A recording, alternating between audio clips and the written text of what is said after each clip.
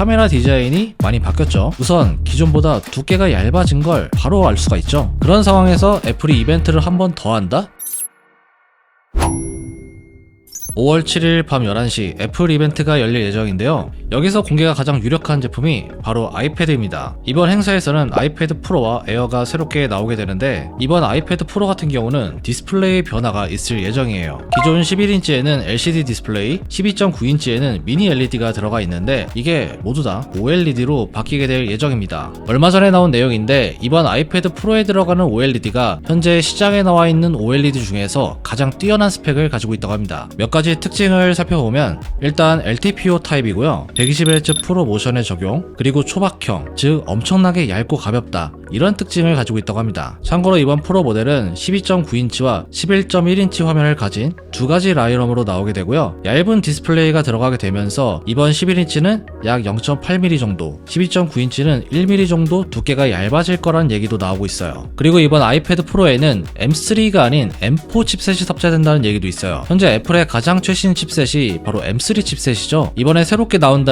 M4는 AI에 좀 특화된, AI 성능을 좀 더 높여주는 그런 칩셋이라고 할 수 있어요. 그렇기 때문에 이번 아이패드 프로에는 AI 성능도 어느 정도 들어간다, 이렇게 좀 볼 수 있을 것 같습니다. 자, 여러분들 생각을 한번 해보면 이제 WWDC가 한 달밖에 남지 않았잖아요. 그런 상황에서 애플이 이벤트를 한 번 더 한다? 뭔가 특별한 게 있지 않으면 굳이 이럴 이유는 없을 것 같은데, 단순히 새로운 아이패드만 공개를 한다면 굳이 이벤트가 아니어도 뭐 프레스 릴리즈도 있고 뭐 여러 가지 방법이 많잖아요. 그런데 굳이 이벤트를 또 한 번 더 한다? 아무래도 아이패드 이외에도 뭔가 좀 특별한 M4 칩셋? 뭐 또 다른 무언가? 이런 걸 발표하지 않을까 싶습니다. 그리고 이번 이벤트에서는 새로운 애플 펜슬의 공개도 유력한데, 이벤트 포스터를 보면은 누가 봐도 애플 펜슬이라는 걸 알 수가 있죠. 새로운 애플 펜슬에 대한 자세한 내용은 아직까지 많지는 않은데요. 이번에 들어가는 신기능 중에 하나가 바로 햅틱 피드백입니다. 그리기 도구 같은 걸 이제 바꿀 때 뭔가 좀 툭툭 치는 그런 느낌? 그런 기능이 좀 생길 것 같고요. 그리고 스퀴즈 제스처라고 해서 살짝 꽉 쥐었을 때 다른 기능을 좀 실행할 수 있는 그런 것도 지원될 가능성이 있어 보입니다.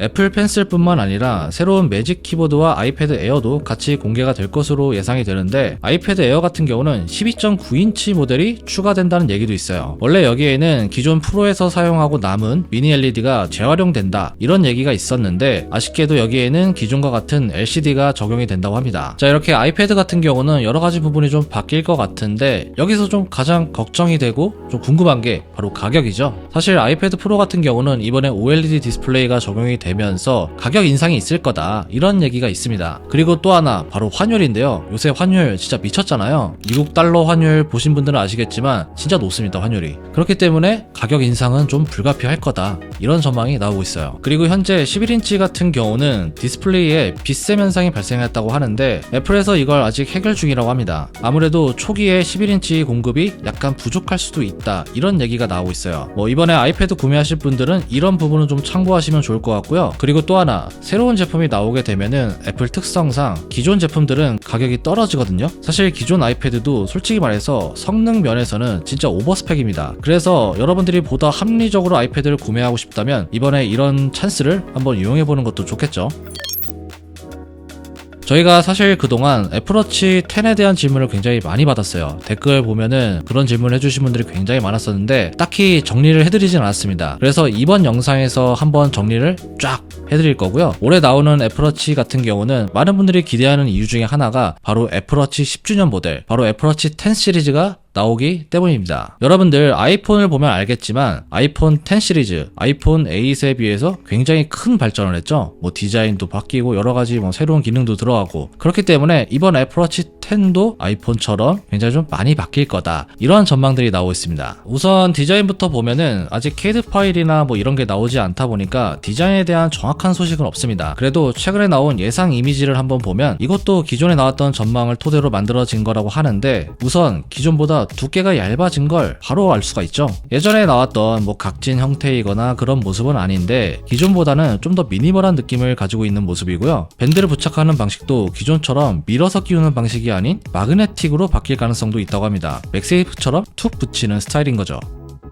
디자인은 이게 확정적이라기보다는 현재 나와 있는 전망을 토대로 만들어진 거니까 그냥 참고 정도 해주시면 좋을 것 같습니다. 근데 뭐 저는 사실 이런 디자인 마음에 드네요. 방금 보여드린 대로 이 워치 자체가 좀 얇아지게 되면은 배터리가 아무래도 좀 작은 용량이 들어갈 수도 있습니다. 이렇게 되면 한 가지 또 생각해 볼 게 있죠. 바로 사용 시간이에요. 배터리의 용량이 물리적으로 좀 작아지게 되면은 사용 시간도 살짝 좀 줄어들 수밖에 없어요. 이런 부분이 좀 걱정이 될 수도 있어요. 그런데 이번 애플워치에는 전력 효율이 좀 더 좋은 OLED가 탑재가 된다고 합니다. 이걸로 인해서 사용 시간을 기존과 동일하게 만들 거라고 해요. 그리고 새로운 기능들도 있는데요. 현재 탑재가 유력한 기능은 고혈압 감지와 수면 무호흡 감지 기능입니다. 고혈압 기능은 정확한 수치를 제공해 주는 건 아니고요. 혈압이 갑자기 높아졌을 때 이걸 감지해주고 이때 사용자가 뭘 하고 있었는지 이런 걸 기록할 수 있다고 해요. 이런 정보를 바탕으로 고혈압 진단이나 치료를 받을 때 도움을 받을 수 있다고 합니다. 그리고 수면 무호흡은 수면 측정을 할 때 사용자의 호흡 패턴을 분석해서 사용자가 수면 무호흡이 있는지 이런 부분을 알려주는 기능이라고 합니다. 여러분들 아시겠지만 혼자 사는 사람은 이런 부분을 알기가 좀 힘들잖아요. 꽤 도움이 될 것 같고요. 아쉽게도 예전에 들어간다고 알려져 있었던 비침습, 혈당 측정 기능은 아마도 들어가지 않게 될 것 같습니다. 현재까지 나와 있는 애플워치 소식 중에서 가장 좀 핵심이 되는 부분들만 이렇게 좀 정리를 해드렸고요. 앞으로 소식이 좀 더 나오면 바로 또 업데이트를 해드릴게요.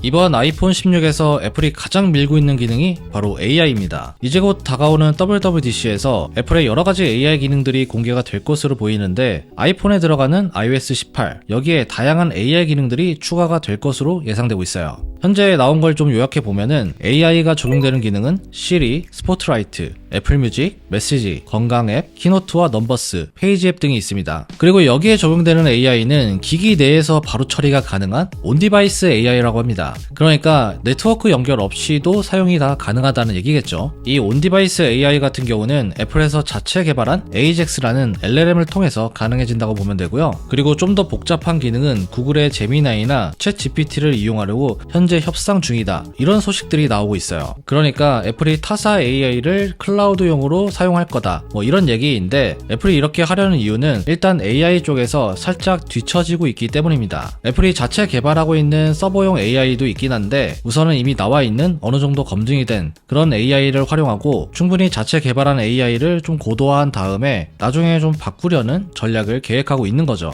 아무튼 현재 상황을 보면은 제미나이나 챗 GPT 중 하나를 선택하면 좋은데 애플이 현재 미국 정부의 반독점 소송도 걸려있는 상황이에요. 그래서 빅테크 기업보다는 아예 제3의 회사를 파트너로 선택할 수도 있는 상황입니다. 어쨌든 애플이 자체 개발한 서버용 AI를 사용하기 전까지는 다른 회사와 파트너십을 맺어야 되는데 얼마 전에 나왔던 갤럭시 S24를 보면은 구글의 제미나이가 들어가 있잖아요. 그렇다 보니까 아이폰에는 제미나이가 아닌 챗 GPT나 또 다른 어떤 AI가 들어가면 좀 더 재밌지 않을까 이런 생각이 좀 드는 것 같습니다.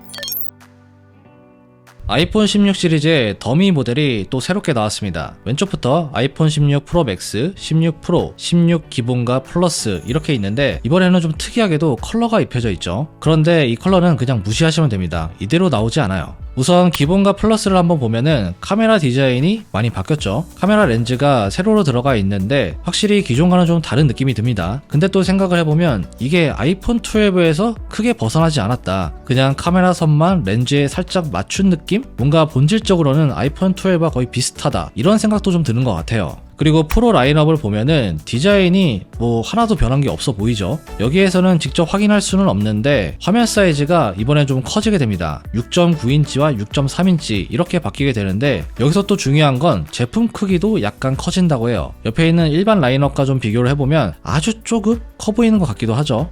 들리는 소식에는 이게 좀 차이가 있을 거다 이렇게 얘기가 나오는데 이 이미지 상으로는 큰 차이는 없어 보입니다. 그리고 무게에 대한 소식도 있는데요. 프로 라인업 같은 경우는 무게가 조금씩 무거워진다고 합니다. 현재 예상되는 무게는 16 프로가 194g, 프로 맥스가 225g으로 나온 상태이고요. 이게 전작 대비해서 약 7g, 4g 이 정도씩 무거워지게 되는 거예요. 사실 아이폰 15 프로 라인업이 14 프로 대비해서 좀 다이어트를 하고 나왔잖아요. 그래서 무게에 있어서는 상당히 좀 메리트가 있었는데 이런 걸 생각하면 무게의 증가는 다소 좀 아쉬운 소식이다 이렇게 볼 수 있을 것 같아요. 제 개인적인 생각은 프로 라인업의 화면 크기가 굳이 커질 필요가 있을까? 프로 맥스가 6.9인치로 나오면 너무 크지 않나? 이런 생각도 좀 드는데 여러분들의 생각은 어떠신가요? 아래 댓글에 남겨주세요. 자, 오늘 이렇게 좀 정리를 해봤고요. 이제 얼마 안 있으면 애플 이벤트가 열리게 되는데 그날 저희가 또 라이브를 진행합니다. 여러분들 뭐 심심하시거나 관심 있으신 분들은 저희 라이브 꼭 들어와 주시고요. 들어오셔서 이런저런 얘기 좀 나눠보면 좋을 것 같습니다. 여러분들 질문 있으시면 아래 댓글에 남겨주시고요. 지금까지 엄준이었습니다. 다음에 봐요.